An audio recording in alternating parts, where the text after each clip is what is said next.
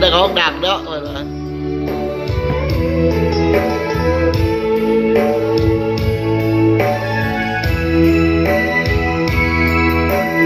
มืองว่าดังเป็นบุญและวาสนาที่ช่วยนำสักพาไอมาปากเซพบน้องนางนาลีโยมว่ามีเสน่ห์ดังจิตใจน้ำเทและดวงดอกไม้พบกุหลาบกลิ่นหอมของเมืองปากเซอายเฝ้าลงทุ่มเทฮักจนหมดใจน้องมอบใจประสานฮับเอาฮักอายฝากให้จงถนอมขวัญใจบ่ให้เปลี่ยนสีขอวอนฟ้าหยาดฝนสุ่มทำนายเพื่อมาส่งดวงใจได้ชื่นสุขีกุหลาบเอ่ยสวยเบ่งบา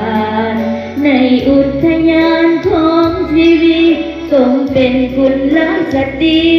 ที่งามวิไล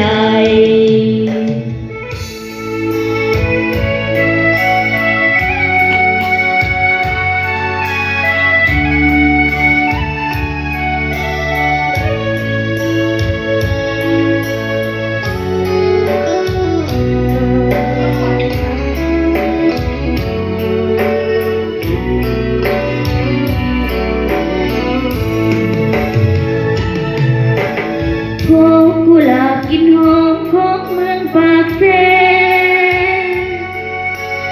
อายเฝ้าลงทุ่มเทฮักจนหมดใจน้องมอบใจประสานฮับเอาฮักอายฝากให้จงถนอมขวัญใจ